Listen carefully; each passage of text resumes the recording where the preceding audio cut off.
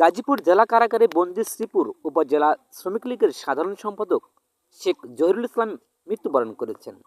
ইন্নালিল্লাহি ওয়া ইন্না ইলাইহি রাজিউন। তিনি উপজেলার মাওনা ইউনিয়নের সিংদিঘি গ্রামের মুজিবুর রহমানের ছেলে। গত শুক্রবার 10 জানুয়ারি বিকেলে হৃদরোগে আক্রান্ত হয়ে তিনি মারা যান। জেলা কারাগারের জেলার মোহাম্মদ রফিকুল কাদের বিষয়টি নিশ্চিত করেছেন। শ্রমিক লীগ নেতা শেখ জহিরুল ইসলাম গত 9 আগস্ট শ্রীপুর থানায় করা একটি মামলায় গত 5 ডিসেম্বর গ্রেপ্তার হয়ে কারাগারে যান।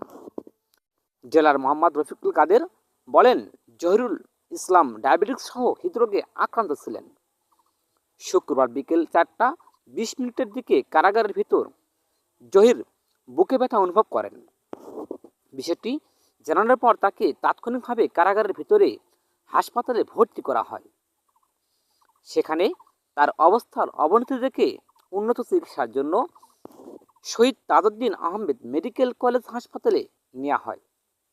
পরে কর্তব্যরত চিকিৎসক তাকে মৃত ঘোষণা করেন।